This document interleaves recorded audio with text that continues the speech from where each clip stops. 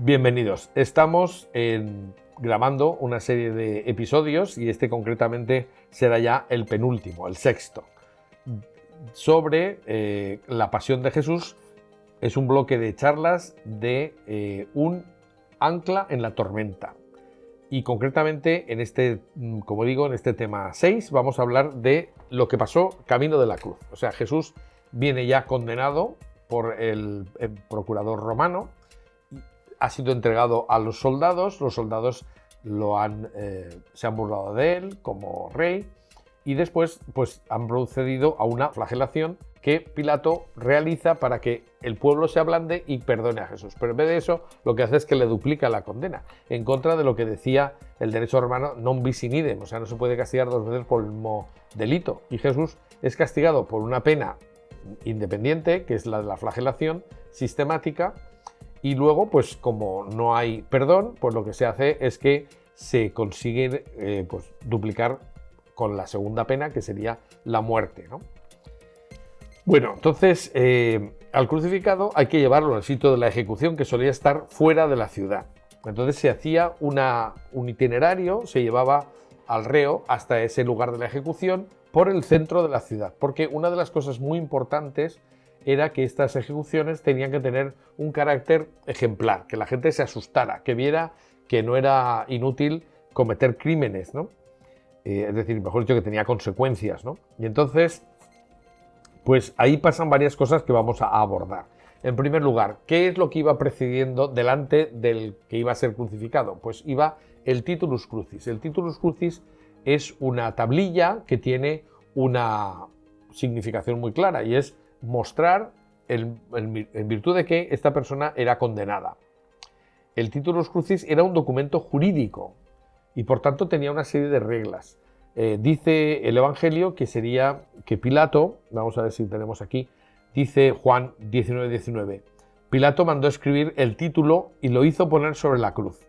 Estaba escrito Jesús Nazareno, rey de los judíos.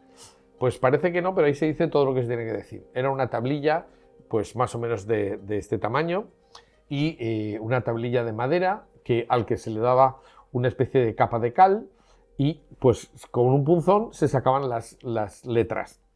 Y ahí pone Jesús Nazareno, que es el nombre del reo, y rey de los judíos, que es la causa de la condena. O sea, Jesús es condenado por proclamarse rey de los judíos.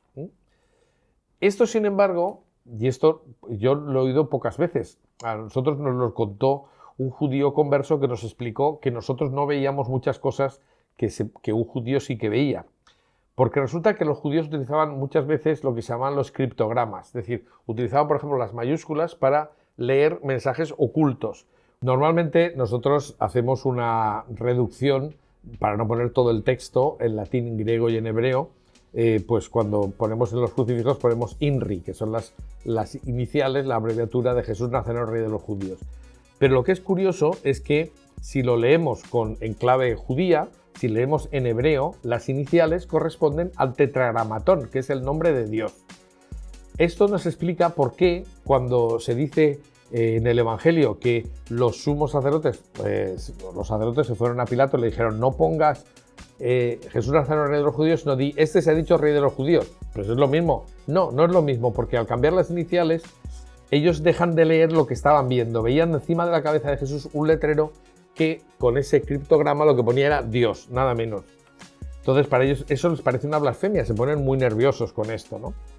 Y Pilato contesta como tiene que contestar un jurista, lo escrito, escrito está. Y es que efectivamente es así, lo que tenemos, los documentos nos dicen que la causa de la condena era lo que tenía que estar en el titulus. Y entonces Pilato lo que había hecho era ponerlo de la forma más sintética, pero estaba el nombre y la causa de la condena. Y una vez puesto esa causa de la condena no se podía modificar.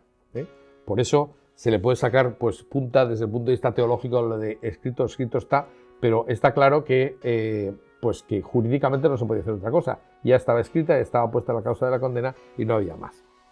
Otro aspecto, y es camino de la cruz, ¿qué ocurre? Aparecen unas figuras curiosas, son unas mujeres que están llorando ante Jesús y que Jesús llama hijas de Jerusalén. Dice, hijas de Jerusalén, no lloréis por mí, sino por vosotros y por vuestros hijos. Entonces es curioso, ¿por qué dice hijas de Jerusalén? Vamos a ver. Vamos por partes. En principio, ante una condena de un ciudadano por los romanos, pues no era muy normal que la gente se sublevara contra los romanos porque iban a condenar a este. Es decir, que hubiera quejas o que hubiera llantos no estaba bien visto en absoluto. Y por otra parte, si era un condenado porque algún motivo habría, pues tampoco hay mucha gente que sea proclive a ponerse a manifestar su disconformidad con el poder cuando hay una persona que ya ha perdido toda la posibilidad de vivir porque, en fin, está condenado, ¿no? Entonces, ¿quiénes eran estas hijas de Jerusalén? Bueno, pues eran una cofradía de señoras importantes que se dedicaba exactamente a eso. Eran los únicos que tenían, como las plañideras, eran las únicas que tenían una misión que era consolar al que en su desesperación pues estaba dirigido hacia la muerte. Jesús, que no está desesperado, les dice, hijas de Jerusalén, si no fuera esto un nombre propio, hubiera dicho mujeres, porque el tratamiento que daban los judíos a las mujeres era mujer. Esto cuando Jesús le dice a su madre mujer y a ti y a mí, ¿qué nos va en esto? Pues hay algunos sacerdotes que se ponen muy nerviosos. ¿Cómo es posible que Jesús llame a su madre le llama mujer? Pues era la forma normal de tratar a una mujer, era así como se hacía oficialmente y esto ha pasado al griego. Entonces, estas hijas de Jerusalén eran las personas que se encargaban de llorar por el difunto oficialmente y, bueno, pues hacen su función. También puede ser que ellas fueran las que presentaran el vino con mirra. Hay diversas versiones de lo que contenía este líquido, pero el vino con mirra era una solución que se daba a determinadas personas que iban a ser ejecutadas porque el vino con mirra tenía una fuerza, era como un narcótico.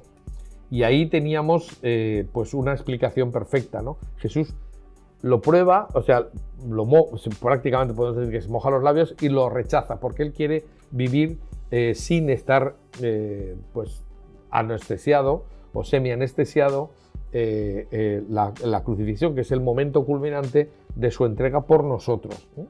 Otro personaje que aparece sorprendentemente en el camino de la cruz es un tal Simón de Cirene. Se pueden decir muchas cosas de él, pero como mínimo, y ya que no tenemos mucho tiempo, tenemos que decir que como mínimo era un personaje importante, era un terrateniente. Dice el Evangelio que venía de cuidar su tierra, por tanto no era un personaje nulo, ¿no? Es decir, tenía una cierta relevancia social, como sabemos por otros datos al margen del Evangelio. Y entonces, ¿qué hace un soldado romano eligiendo a una persona para que se dedique a llevar la cruz en lugar de un reo? Bueno, pues hay varios motivos que nos explican esto. En primer lugar, existía lo que se llamaba la requisa legal. Es decir, los soldados romanos podían hacer eso, podían obligar a una persona de Jerusalén o de Palestina a que les ayudara en una actividad. Tenía límites, ¿eh? Por ejemplo, se podía pedir que una persona transportara un bulto 1 milla, pero no 2. Esto es lo que cuando dice Jesús, el que te diga que transportes una cosa 1 milla, llévala 2, ¿no? Porque pues eso estaba prohibido, los soldados no podían abusar. Pero sí que podían requisar a una persona para que favoreciera el ejercicio de la justicia de los romanos, ¿no? Entonces, Simón de Cirene es un sujeto que además es ridiculizado en cierta medida y eso pues venía muy bien para acallar, digamos, el orgullo de los judíos, ¿no?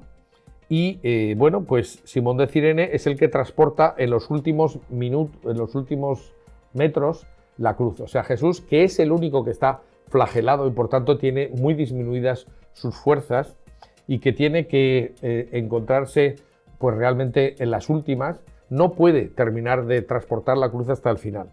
Normalmente llevaban la cruz atada a las manos, o sea, a los brazos, y cuando llegaban al lugar de ejecución encajaban el palo horizontal sobre el palo vertical y les ataban los pies. Es decir, la crucifixión no era con clavos normalmente.